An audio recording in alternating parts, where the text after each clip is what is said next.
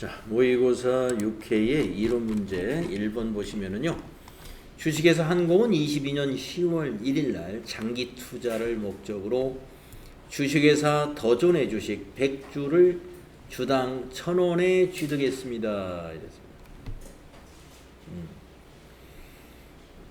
이랬습니다. 주식회사 더존의 주식은 한국거래소에 상장되어 있으며 22년 12월 31일 결산일의 공정가치는 주당 1,300원이다. 공정가치를 반영하기 위한 분계로 오른 것은 이랬습니다. 자, 그러면은 장기 투자 목적이다 라고 했습니다. 장기 투자 목적. 그래서 여기서 개정 과목이 매도 가능 증권이 되어야 된다. 개정 과목이 단기 매매 증권으로 분류된 것은 일단 답이 아니에요. 매도 가능 증권으로 분류가 되어야 됩니다. 자, 그리고 결산일에 1,000원에 샀던 것이 1,300원이 되었잖아요. 그러면 가격이 오른 거예요. 그러면 자산 증가가 되죠. 한 주당 300원씩 100주니까 30만 원이 되겠습니다. 3만 원. 그래서 3만 원 자산 증가 대변의 매도 가능 증권 평가 이익. 답이 나번이 되겠네요. 네, 나번입니다. 자, 그러면 제가 한번 질문을 한번 드려볼게요. 이 나번의 거래의 결합 관계를 한번 말씀해 보시면 되겠습니다. 거래의 결합 관계가 어떻게 될까? 최수진님이 누구신가요? 아, 네, 최수진님, 요거 거래의 결합 관계는 어떻게 되죠? 차변의 매도 가능 증권, 대변의 매도 가능 증권 평가 이익.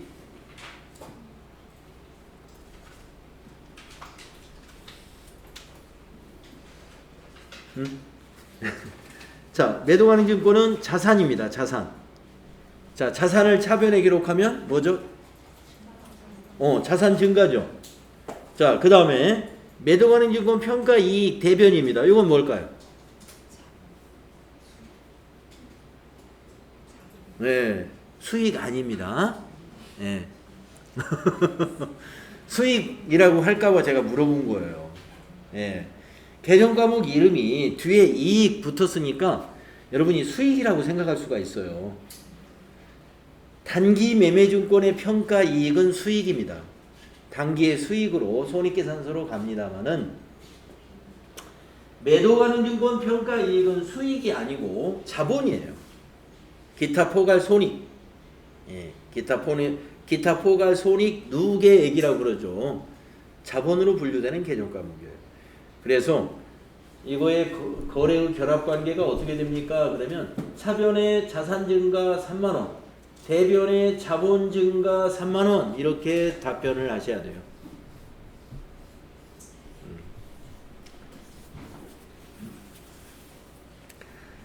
만약에 가번의 거래의 결합 관계가 어떻게 됩니까? 라고 물으면 차변의 자산 증가 3만 원, 대변의 수익 발생 3만 원 이렇게 답변을 하는 거죠. 네. 자, 매도 가능 증권 평가 이익은 자본에 해당이 된다는 거 잘 기억하십시오. 다음에 2번 문제로 가보겠습니다. 다음에서 설명하고 있는 회계정보의 질적 특성은 무엇인가? 이렇게 물었어요. 회계정보의 질적 특성에 대해서도 문제가 제법 잘 나와요. 자, 회계정보는 그 정보가 나타내고자 하는 대상을 충실히 표현해야 하고, 충실히 객관적으로 검증 가능해야 하고, 검증 중립적이어야 한다. 네, 세 가지 다 나왔네요. 표검중, 표검중 세 가지 다 나왔어요. 그러면 답이 몇 번입니까? 신뢰성이다. 그죠? 신뢰성. 회계정보의 질적 특성은 중요한 질적 특성이 신뢰성과 목적 적합성이 있죠. 그래서 여러분들 다 외우셨겠지만 한번 써봅시다.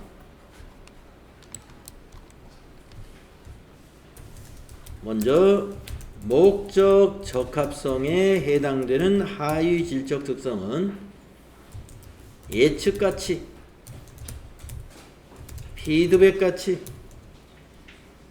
적시성. 이래서 우리가 이걸 외울 때 예, 피, 적 이런 식으로 외우거든요. 목적 적합성에 관련된 하위 질적 특성이 예, 피, 적이에요. 그래서 외울 때 여러분들 이렇게 예, 피, 적 앞자만 외우는 거 많이 우리 쓰지 않습니까? 암기 과목 공부할 때 예, 피, 적 20일 날까지만 기억하고 계시면 돼요.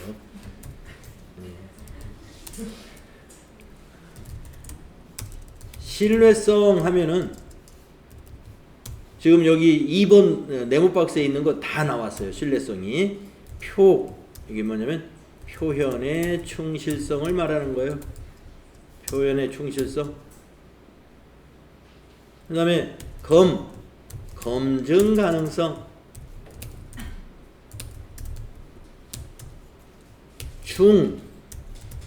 중립성 이렇습니다. 그래서 우리가 신뢰성의 하위질 특성을 외울 때 표검중이라고 외워요. 표검중. 표현의 충실성, 검증 가능성, 중립성이다 이거죠. 암기사항입니다. 그리고 시험에 나올 확률도 매우 높아요. 자주 나왔습니다. 이런 문제.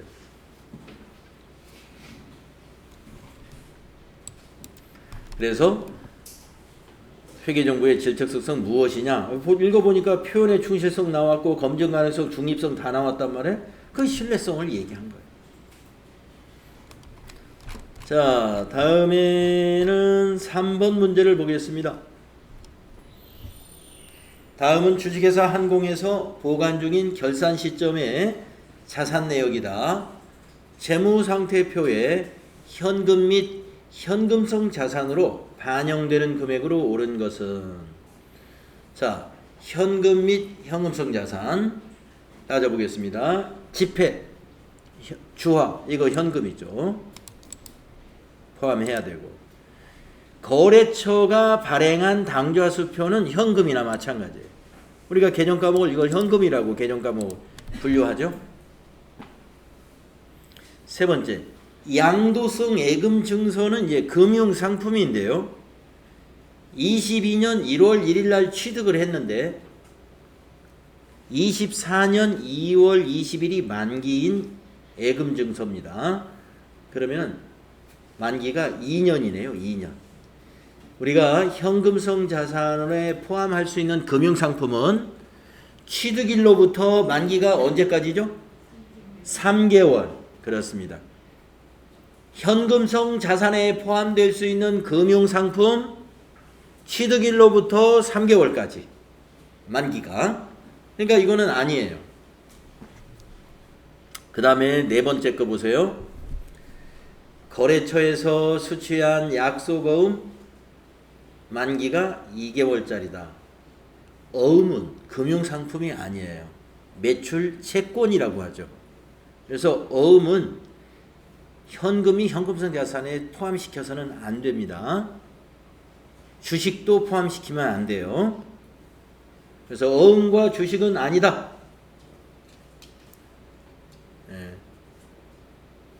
어음은 매출채권에 들어가야 돼요. 그러면 주식 단기 매매 증권은 어떻게 되느냐? 우리가 단기 금융상품이라고 별도로 분류를 해요. 자, 그 다음에 마지막 거, 환매 조건이 있는 채권.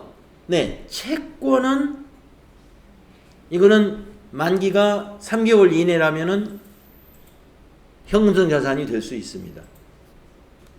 만기 2개월이다. 네, 요거는 현금성 자산. 환매 조건이 있는 채권. 네, 채권은 우리가 여러 가지가 있죠. 국가가 발행한 국채도 있고, 공공기관이 발행한 공채, 또 주식회사, 법인이 발행한 사채, 이런 것들 다 만기가 2개월 이내다. 그러면 만기 3개월에 해당이 되지 않습니까? 네, 그래서 요 세 개를 더하면 돼요. 80만 원. 2번이 답이 되겠습니다. 2번이 답이다. 그래서 현금성 자산을 여러분이 따질 때는요, 일단 현금, 그 다음에 그 타인 발행 수표, 그 다음에 자기압 수표, 이거 다 현금이니까. 그 다음에 이제 금융상품 중에서 취득일로부터 만기가 3개월 이내인 거. 그 다음에 채권도 금융상품으로 보면 돼요. 채권도 해당은 되는데 만기일이 3개월 이내인 거. 주식이나 어음은 아니다.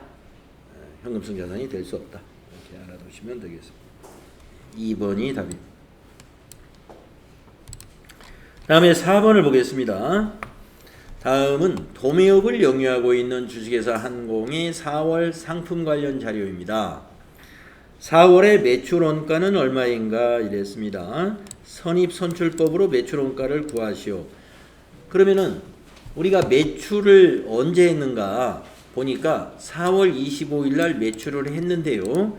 2,500개를 팔았습니다. 이 2,500개의 원가를 선입선출로 계산해 주면 돼요. 그게 매출 원가예요. 그러면 1,000개는 여기 기초 상품 재고, 월초 재고 요게 원가가 됩니다. 그러면 1,000개 곱하기 100원은 10만 원. 그 다음에 1,500개는 여기 120원짜리가 원가가 됩니다. 2,500개 중에서 1,500개가 120원짜리죠. 그래서 계산기를 가지고 계산을 해보세요. 1,500개 곱하기 120원 18만 원이죠. 두 개를 더하면 이게 매출 원가가 됩니다. 28만 원. 1번이 답이 되는 것이죠.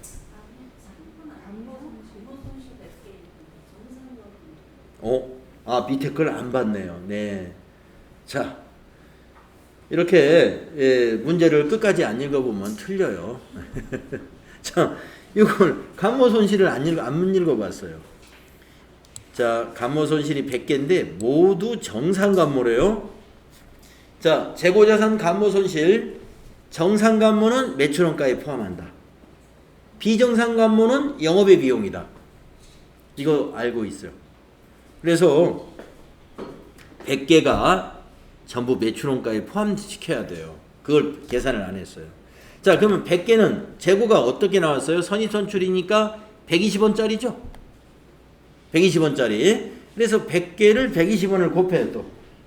100개 곱하기 120원. 12,000원을 더 더해야 됩니다. 정상감모 12,000원. 요 3개를 더해야 돼요. 29만 2천원. 1번 한 사람은 틀렸어요. 3번. 29만 2천원. 정상감모는 매출원가다. 요거 기억하셔야 됩니다. 다음에 5번으로 가보겠습니다. 다음은 주식회사 한공의 차입금에 대한 자료이다. 옳지 않은 것은 현재 가치 평가는 고려하지 않는다. 자, 처음에 차입금이 1,000만 원이고 차입일은 22년 3월 달에 차입을 했습니다. 3월 1일 날. 만기는 23년 8월 31일입니다. 이자 지급은 연 12%. 만기 시점에 후급을 하기로 했어요. 자, 그러면 1번 보겠습니다. 22년 손익계산서상 이자 비용은 100만 원이다. 자, 우리는 기간 경과분에 대해서는 이자를 반영을 해야 되죠. 이자 비용을. 그러면 22년도 이자는 몇 개월치냐면 3월 1일부터니까 10개월치. 10개월 이자 계산해서 100만 원 나오는가를 따져보면 됩니다. 자, 3월부터 12월이 10개월 맞죠? 2달 빼니까. 자, 그러면 여기 이자율이 연 12%예요. 1,000만 원에 12%. 그러면 계산기 안 써도 1년치 계산이 나오네요. 120만 원. 120만 원에 10개월치는 100만 원이죠. 예, 그래서 1번은 맞다. 예, 100만 원 맞아요. 10개월치 이자 100만 원이 맞다. 다음 2번. 차입금은 22년 말 재무상태표에 비유동 부채로 표시가 된다. 한번 따져보겠습니다. 만기가 23년 8월 31일이에요. 그러면 결산일 현재 22년 12월 31일이 결산일이죠. 결산일 현재 만기가 1년 이내에 도래했죠. 8개월 후에 갚아야 되니까. 그러면 비유동부채로 분류해서는 안 되죠. 유동부채로 분류해야 됩니다. 그래서 재무상태표에 비유동부채가 아니다. 답은 2번. 옳지 않다. 유동부채입니다. 그러면 3번. 23년 손익계산서상 이자 비용은 80만 원이다. 23년도의 손익계산서에는 이자 비용이 100만 원은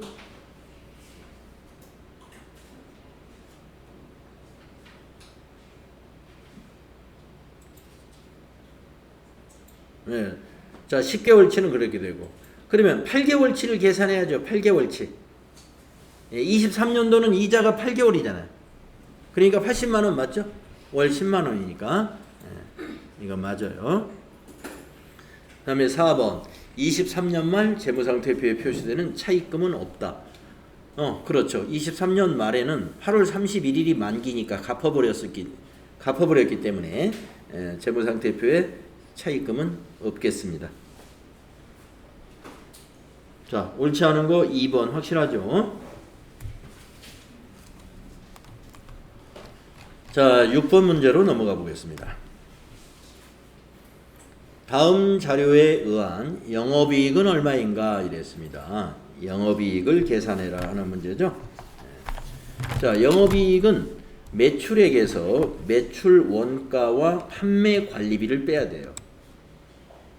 매출액에서 매출 원가와 판매 관리비를 빼는 게 영업이익이란 말이에요. 자, 매출 원가 요거 빼주시고, 감가상각비 판매 관리비니까 빼주시고, 종업원의 급여 요것도 판매 관리비니까 빼줘야 되고, 이자 수익은 영업의 수익이니까 무시하고, 배당금 수익도 영업의 수익입니다. 무시하고, 기부금 영업의 비용입니다. 무시하고, 재손실 영업의 비용입니다.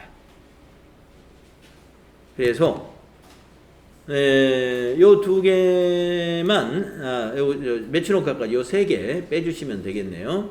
요건 제외하고. 자, 그래서 400에서 얼마를 빼야 되나요? 여기가 140, 150, 250을 빼나요? 네. 400에서 250을 빼면 150만 원이 영업이익이 나오는 거죠? 네, 6번은 4번이다. 150만.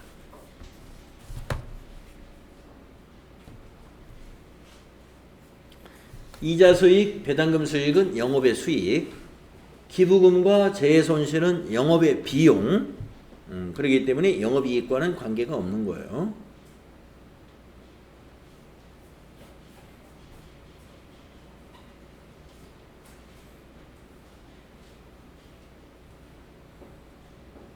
자,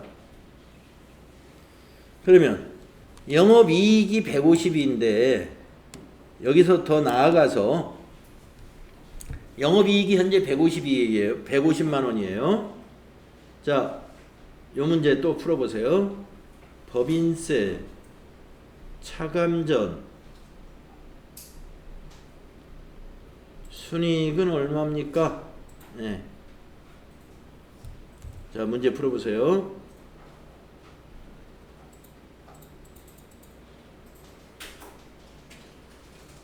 자, 문제가 이거예요. 법인세, 차감전, 순이익은 얼마예요? 이렇게. 자, 영업이익은 150이에요. 그러면 법인세 차감전 순이익은 얼마입니까?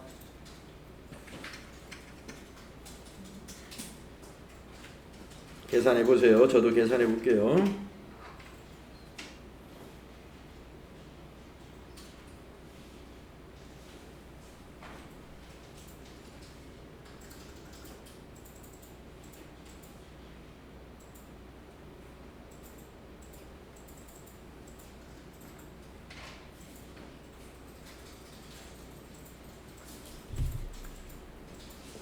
자, 최영수님이 어느 분이신가요? 최영수님, 네. 네, 법인세 차감전 순이익 얼마 나올까요? 못 하셨어요? 법인세 차감전 순이익 이렇게 계산하면 돼요. 자, 영업이익이 150 나왔잖아요. 그죠? 그러면 요 두 개, 영업의 수익, 요 두 개가 영업의 수익, 요거 더하고 법인세 영업이익에다가 요 영업의 수익은 더하고, 그 다음에 그 밑에 영업의 비용이 요 두 개잖아요. 기부금하고 재해손실, 그건 빼주면 돼요. 영업이익에다가 여러분 법인세 차감전 순이익은 어떻게 구하는 거냐면 영업이익을 먼저 구하고 그 영업이익에다가 영업의 수익은 더해주고 영업의 비용은 또 빼주는 거예요. 그게 법인세 차감전 이익이에요. 자, 그래서 영업 이자 수익하고 배당금 수익 더하면 얼마예요? 13만 원이네요. 빼주는 것도 기부금하고 재해손실 13만 원 똑같네요. 13만 원 더했다 13만 원 빼는 거니까 똑같죠. 150만 원. 그래서 법인세 차감전 순이익도 150이다. 손익계산서의 구조를 여러분이 아셔야 됩니다. 제가 여러분에게 손익계산서를 완전히 외워야 된다라고 했는데 손익계산서에 나오는 그 모든 개념 과목을 다 외우는 것이 외우라는 것이 아니라 이와 같이 영업이익을 어떻게 구하는지, 법인세 차감전 이익은 어떻게 구해지는지, 당기순이익은 어떻게 구해지는지. 그러면 여기서 이제 당기순이익하고 법인세 차감전 이익은 현재 똑같습니다만은 만약에 당기순이익이 얼마입니까? 라고 한다면 당기순이익은 법인세 차감전 이익에서 뭐를 하나 빼면 되죠? 네, 법인세를 빼면 돼요. 법인세를 빼면 그게 당기순이익 맨 밑에 나오는 이익이 되는 것이죠. 손익계산서의 구조 꼭 알아두세요. 주로 영업이익이 얼마냐 하는 문제 우리가 자주 만날 수 있는 문제입니다.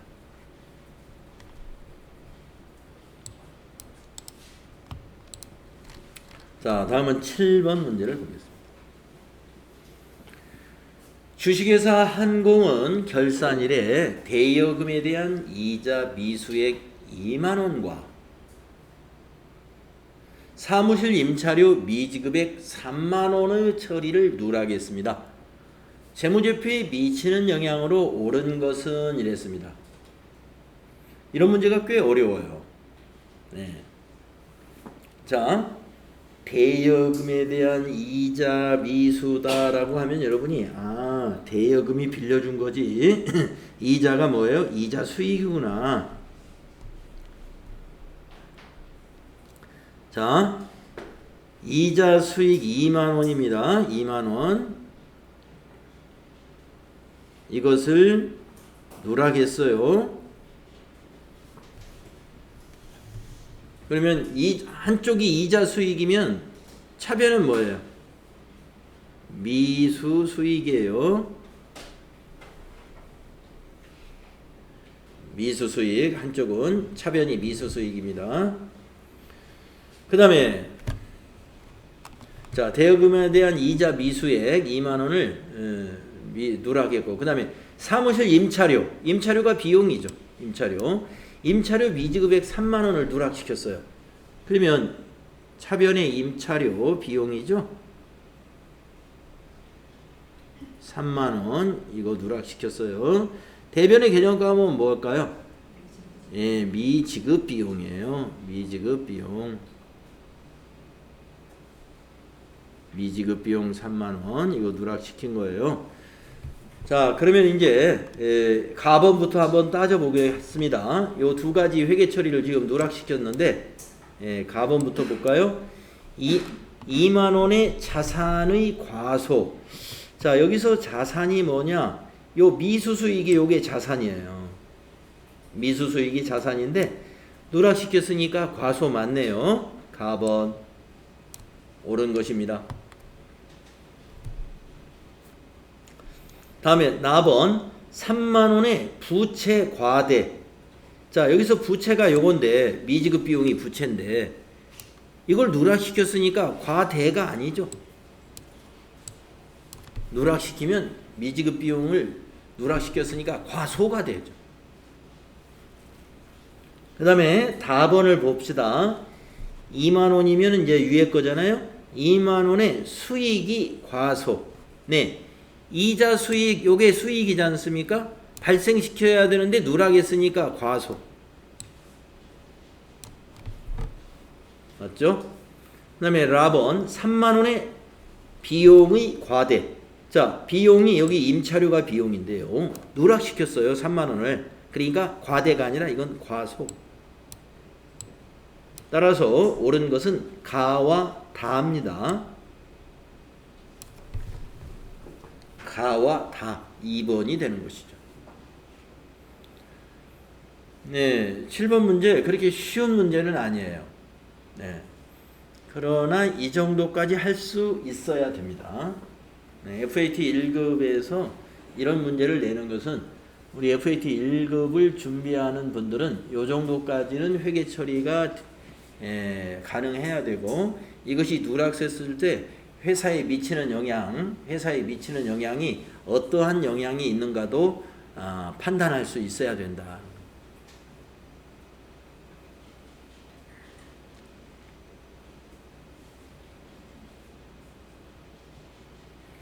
그러니까 거래 후 결합 관계를 모르면 절대로 이 문제를 못 풀죠. 제가 가끔 여러분 분개하고 나서 거래 후 결합 관계를 물어보잖아요. 이런 문제 적응하기 위해서 물어봐요. 이런 문제. 그러니까 차변의 미수수익 하면은 미수수익이 자산인데 자산 증가. 차변에 왔으니까. 대변의 이자 수익이 수익인데 대변에 갔으니까 수익 발생. 임차료 비용이죠. 비용이 차변에 오면 비용 발생. 미지급 비용 부채죠. 부채가 대변에 가면 부채 증가. 이런 결합관계.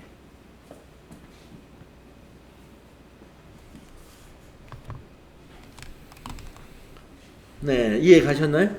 네, 요거 잘 공부해 주시기 바랍니다. 자, 이제 8, 9, 10번은 부가가치세의 문제니까요. 간단하죠. 다음 중 부가가치세법상 과세기간과 납세지에 대한 설명으로 옳은 것은 이랬습니다. 1번 사업자가 사업장을 두지 아니하면 사업자의 주소 또는 거소를 사업장으로 해야 한다. 네, 그렇죠. 사업장을 두지 않으면 대개 주소를 사업장으로 봐요. 그 다음에 2번 일반 과세자의 과세 기간은 1월 1일부터 12월 31일까지이다. 틀렸네요. 네. 일반 과세자라 하는 것은요. 과세 기간을 1기와 2기로 구분해서 신고를 하는 것을 일반 과세자라고 합니다. 그래서 일반 과세자의 과세 기간은 1기와 2기니까 1기는 1월 1일부터 6월 30일, 2기는 7월 1일부터 12월 31일이에요. 그러면 1월 1일부터 12월 31일까지를 과세기간으로 보는 과세사업자가 있는데 간이과세자라고 그러죠. 그런 과세사업자를 간이과세자. 다음에 3번 무인 자동 판매기.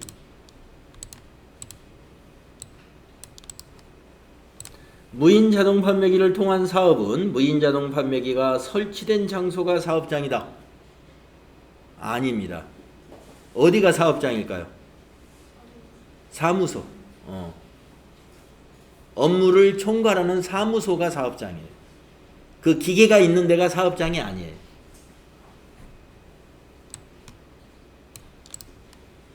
그 다음에 4번 간이과세자의 애정신고 기간은 1월 1일부터 3월 31일까지다. 아닙니다. 네.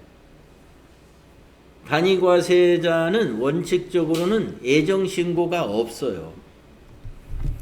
다만 애정신고를 해야 하겠다.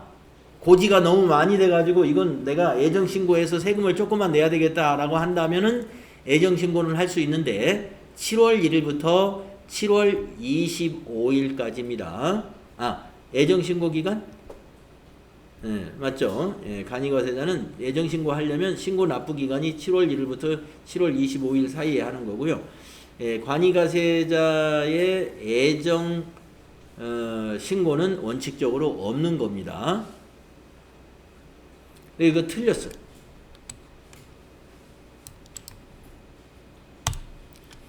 자, 그래서 옳은 것은 1번만 답이 되는 것이죠. 1번이 옳다.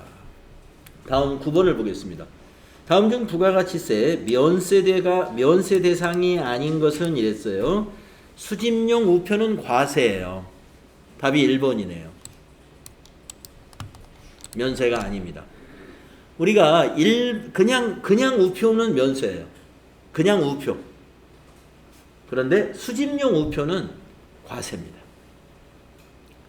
시내버스 운송용역 면세, 토지의 공급 면세, 소금의 공급 면세가 되겠습니다. 다음에 10번을 보면은요.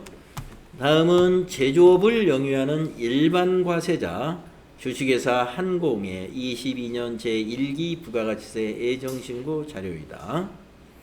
애정신고 시 납부할 세액을 계산하면 얼마냐 이랬습니다. 여러분 납부세액 계산은 공식이 어떻게 돼요? 매출세액 마이너스 매입세액입니다. 그러면 매출세액을 먼저 보면은요. 가번 국내 매출액 공급가액이 6천만 원이라면 이게 매출액이죠. 여기에 10%가 매출세액이니까 매출세액은 600만 원으로 계산이 됩니다. 자, 그 다음에 하치장 반출액. 하치장이라는 것은 판매하는 장소가 아니죠. 네, 만약에 직매장에 반출했다. 직매장은 판매가 되는 곳이에요. 그렇다면 그것도 부가세를 과세합니다. 하지만 하치장, 여기는 판매가 되는 장소가 아니기 때문에 공급으로 보지 않아요. 그래서 여기에는 부가세가 없습니다. 부가세 없어요.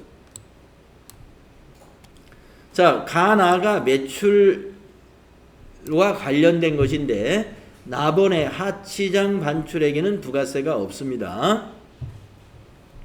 다음에 매입세액이 다번에 있습니다. 다번 500만 원인데 접대비 관련 매입세액 200만 원이 포함되어 있네요. 접대비 관련 매입세액은 공제받을 수 없기 때문에 공제받을 수 있는 매입세액만 따지면 300만 원이 돼요. 따라서 매출세액 600에서 300을 빼면 납부할 세액은 3번 되겠습니다. 300만 원이 납부할 세액이다. 네, 이렇게 해서 여러분 우리가 이론 문제 10개 풀어봤는데요. 혹시 추가 설명이 필요하다 또는 질문이 있으시면 질문 지금 하셔도 되겠습니다.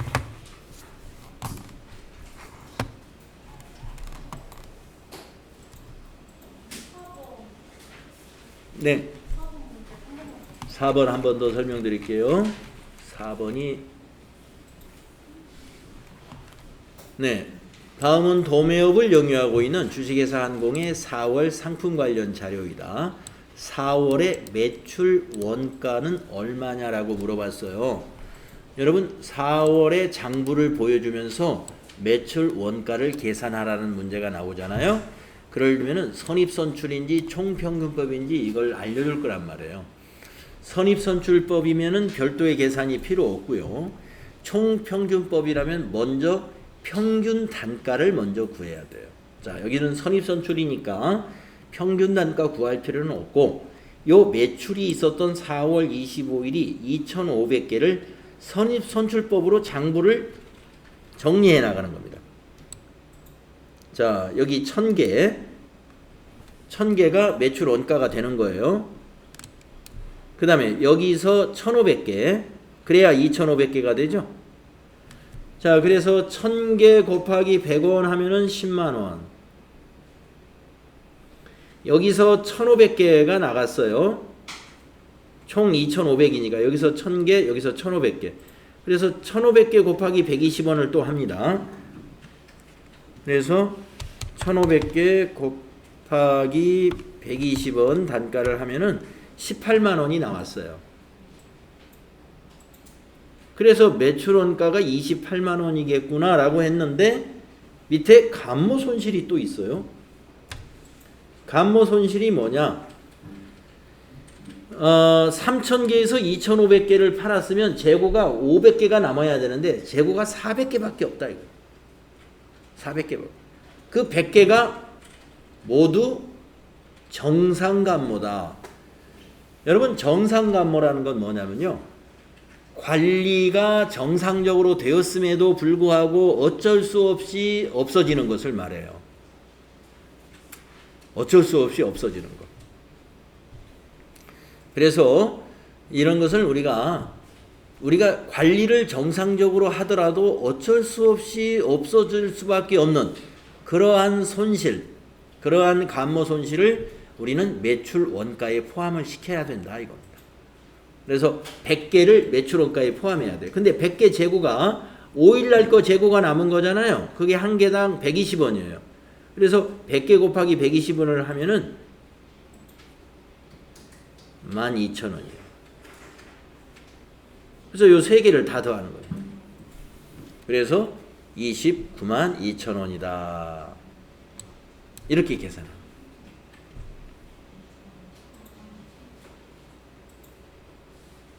어때요? 이해가 됐어요? 그러면 비정상 감모는 안 더. 네, 그냥 무시하면 됩니다. 매출원가 계산할 때는. 비정상, 만약에 100개가 모두 비정상 감모이다 그러면 무시해버리면 돼요.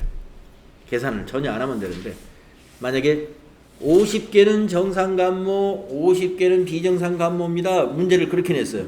그러면 50개는 무시하고 비정상 감모 50개는 50개만 120원 곱하기 해서 그것만 더하면 돼요.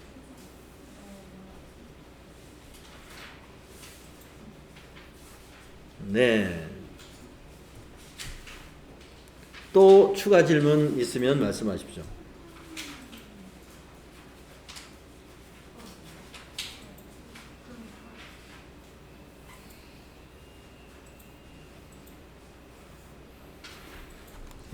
없으시면은,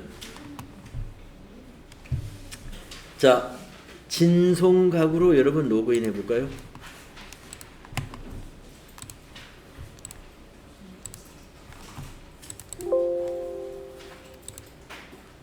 진송가구 모의고사 6회입니다. 진송가구로 로그인 해보세요.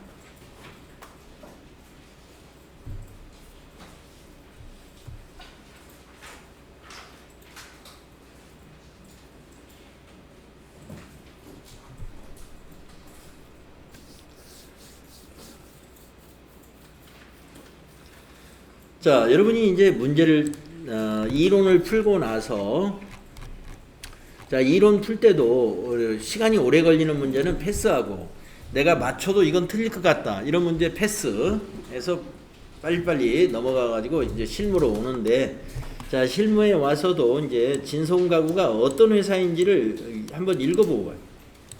일반 가구를 도소매하는 법인이구나. 네. 자, 첫 번째 문제를 봅니다. 사업자 등록증, 거래처 등록이라고 이렇게 확인하시고, 주식회사 준기목재와 2022년 2월 1일 신규 거래 계약을 체결하고 사업자 등록증 사본을 받았습니다. 준기목재 거래처 등록 1007번으로 수행하시오. 거래 시작일과 메일 주소까지 다 등록해라. 신규 거래처 등록이네요. 그러면 입력사항이 많죠. 자, 그러면은 어디로 갑니까? 거래처 등록이라는 메뉴에 가야죠. 가서 밑에다가 여기 일반 거래처입니다. 매입 매출 거래처니까 일반 거래처. 거기다가 코드 1007 엔터.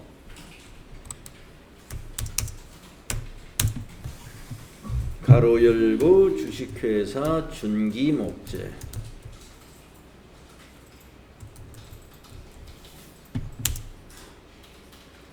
사업자 등록번호 113-86-35018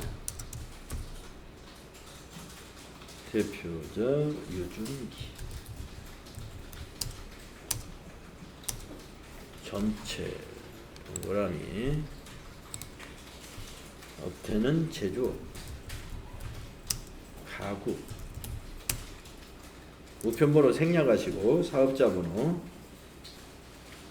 아니죠. 사업장 주소 입력하시면 돼요. 경기도 수원시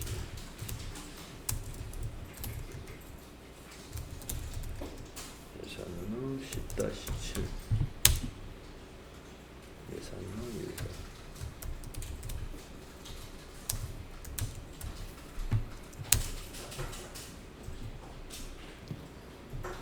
전화번호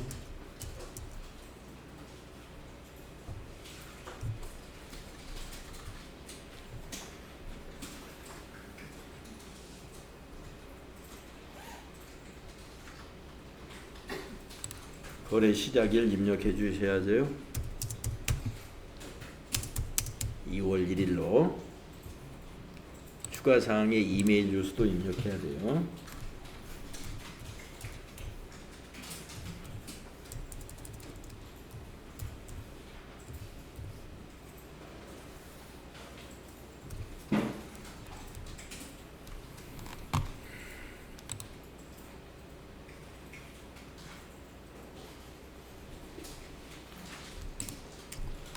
네, 이렇게 해서 이제 이메일 주소까지 다 입력하시면 됩니다.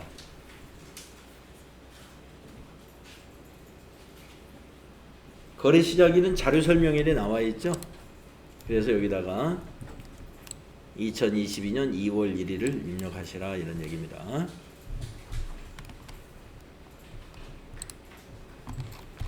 다음에 두 번째 문제, 전기분 손익계산서의 입력 수정 문제.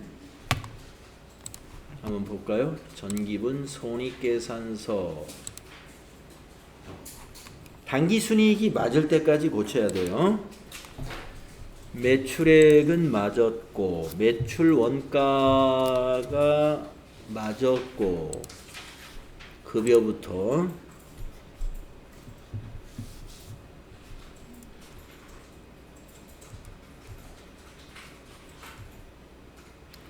통신비 틀렸네요.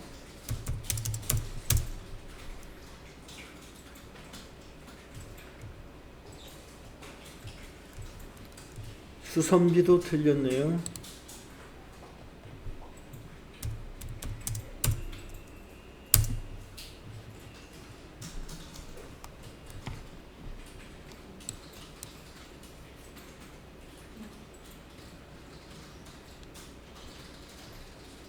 법인세가 빠졌네요.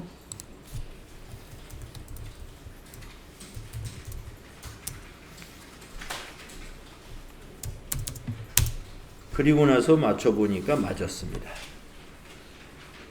이렇게 한 두세 개 고치면 거의 다 맞아요.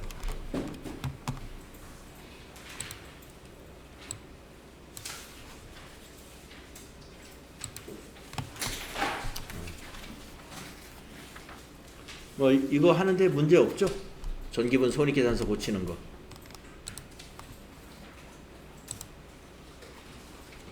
혹시 문제되는 거 있으면 얘기하세요.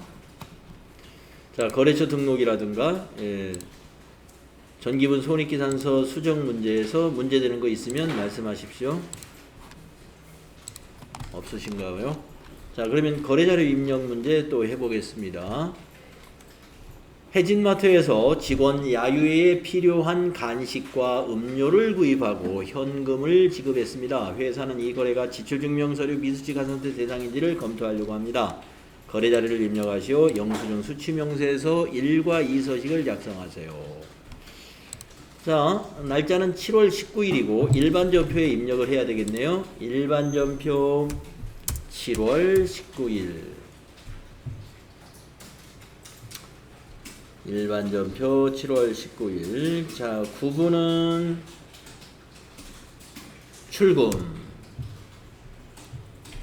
자, 직원들 야유회의 간식과 음료는 무슨 비용이에요? 네, 811번 복리후생비. 쭉쭉쭉 가서 16만원 입력하십니다. 차변의 복리후생비, 대변이 현금인 그런 거래죠. 영수증 수취명세서도 작성합니다. 영수증 수취명세서 클릭하시고 세 번째 줄에다 넣어줍니다. 2022년 0719 상호는 진송가구, 성명은 김혜진.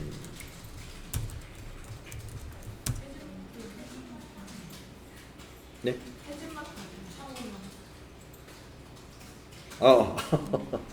이제 우리 회사가 진송마트인데, 그래. 이거 틀리면 안 돼요. 혜진마트 맞습니다.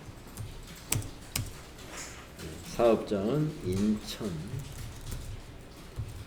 남동 정강로 1.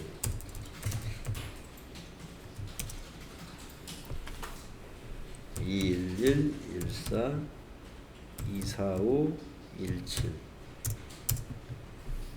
16만원 16만원이래.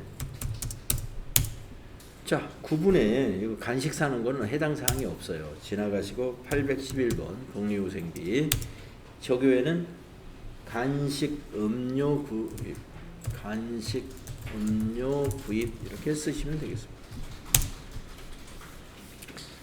이 하나를 추가하고 나서요, 영수증 수취명세서 1번 탭에 클릭하셔가지고 여기 3건이 되도록 명세서 2 불러오기 단추 한번 눌러주세요. 그런 다음에 닫으면서 저장해 두세요. 저장하시겠습니까? 예.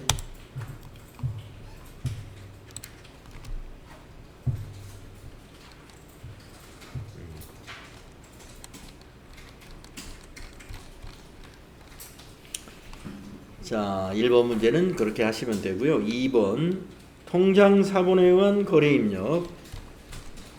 자료 설명을 보면은 자료 1은 수연 아울렛에 상품을 판매하기로 하고 발급한 견적서이다. 2는 자료 2는 공급가액의 10%를 하나은행 보통예금 계좌로 입금받은 내역이다. 계약금을 받은 내역이다. 이거죠. 거래자료 입력하세요. 이 계약금 받은 것만 회계 처리하면 되는 거예요. 계약금 받은 거. 자, 그래서 7월 21일자 일반전표입니다. 7월 21일자 차변의 103번 보통예금이고요. 은행은 하나은행이고요. 하나은행 보통. 금액은 35만원이 되겠고, 대변의 계정과목이 뭐죠? 계약금 받으면 선수금.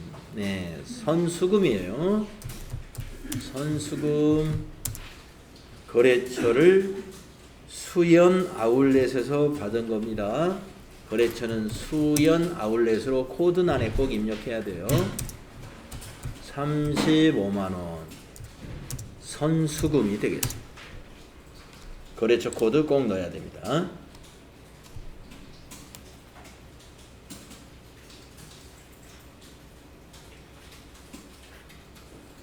선수금과 선급금 가끔 헷갈릴 수가 있는데 여러분 정신 잘 차리시면 되겠습니다. 선수금 계약금을 받으면 선수금, 부채.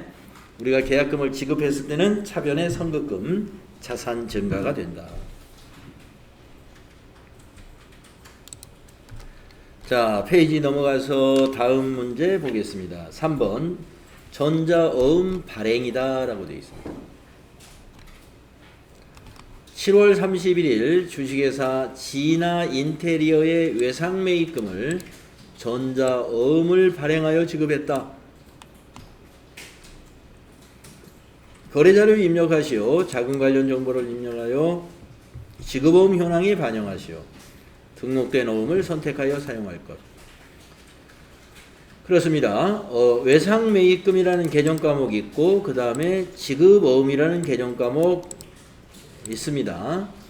자, 외상매입금은 부채를 갚은 거니까 차변에 기록해야 되고 지급어음은 우리가 새로운 부채가 증가하기 때문에 지급어음이 대변에 가는 것입니다.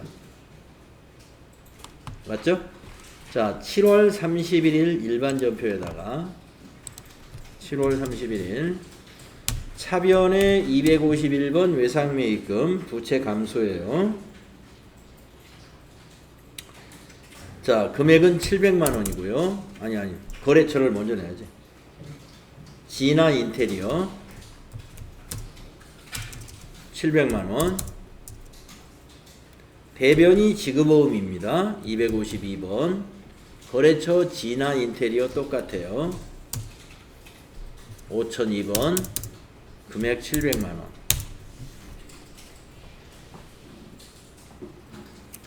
그리고 자금 관련 정보 입력하라는 거죠. 지급어음줄을 클릭하고 F3 발행해서 어음번호 등록된 어음번호 이용하면 돼요. 더블 클릭을 해서 네, 여기에 어음번호 뒤에 33333으로 끝나는 거 있죠?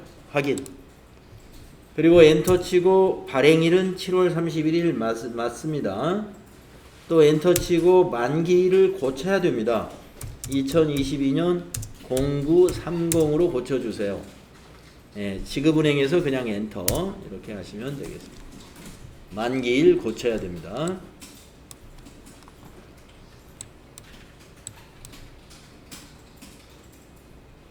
자, 외상매입금을 어음을 발행하여 지급하는 거래. 예, 요렇게 하시면 됩니다. 그래서 거래 후 결합관계는 부채 감소, 부채 증가예요. 차변의 외상매입금, 부채 감소. 대변의 지급어음, 부채 증가입니다.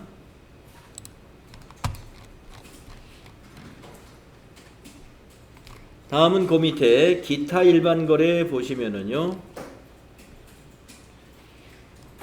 7월 5일 날 단기 매매 차익을 목적으로 매입했던 한국정보통신 주식회사 주식 전부를 매각하였고 수수료 27만 원을 제외한 잔액은 보통예금 통장으로 입금이 되었어요. 거래자료 입력하시오. 자, 그러면은 우선 7월 5일 날 얼마에 매입했는가를 알아야 대변의 단기 매매 증권을 얼마로 입력할지를 확인해야 돼요. 그쵸? 자, 그러면은 7월 5일 일반 전표를 봐야 되죠. 네, 일반 전표 7월 5일 날 조회해 가지고 네, 한국정보통신 주식회사 주식을 얼마에 샀느냐? 250에 100주를 샀습니다. 250에 250에 매입했구나. 250을 메모해 두시고 이제 8월 11일 날 처분에 관한 분계를 입력하는 거예요. 자, 이제 8월 11일 날짜 바꾸시고 자, 차변에 돈이 들어온 거 103번 국민은행 보통으로 303만원 들어왔죠. 자, 대변의 단기 매매증권 107번 방향키로 쭉 가셔서 250에 샀죠. 250만원 대변의 단기 매매증권 250으로 기록하시고 지금 차액이 53만 원 나와 있잖아요. 요만큼 이익이 발생한 거예요. 그래서 대변에 단기 매매증권 처분 이익이라고 하죠. 단기 매매증권 처분 이익 906번. 그게 53만 원이 되는 거예요.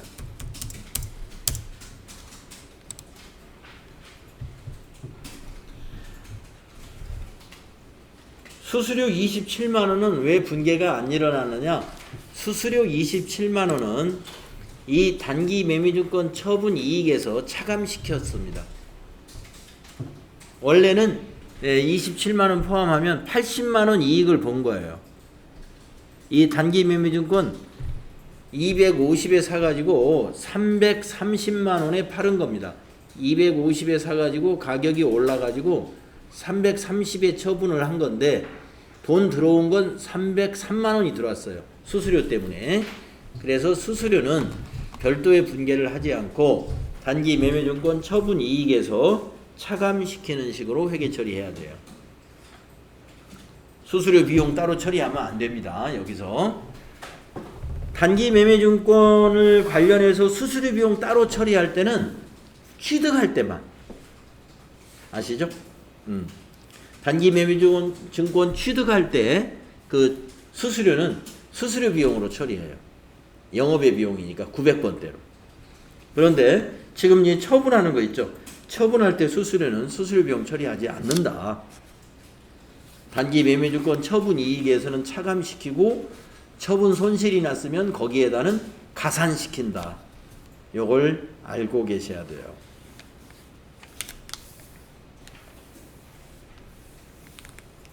네, 4번에서 수수료를 어떻게 할 것인가 요거를 잘 아시면 되겠습니다. 그리고 7월 5일 거래를 조회해 가지고 대변의 단기 매매증권을 얼마로 기록해야 될 건인가 이걸 알고 계셔야 되는 것이고요. 자, 465페이지는 접어두세요. 접어놓고 다음 시간에 같이 또 풀어보도록 그렇게 하겠습니다. 네, 여러분들 뭐 질문할 거 집에서도 공부하시다가 질문할 거 있으면 잘 적어두셨다가 우리가 이제 7회까지 다 풀고 나서 여러분 뭐 하겠어요? 여러분들 이제 혼자 해보고 질문 받아야죠. 더 공부할 것도 없어요. 그죠? 네. 그래서 질문 개인적으로 질문할 거 잘 노트해 뒀다가 여러분들 이제 내일 모레인가요? 이제 여러분들 혼자 개인 시간 주었을 때 질문 많이 하세요. 자, 수고했습니다.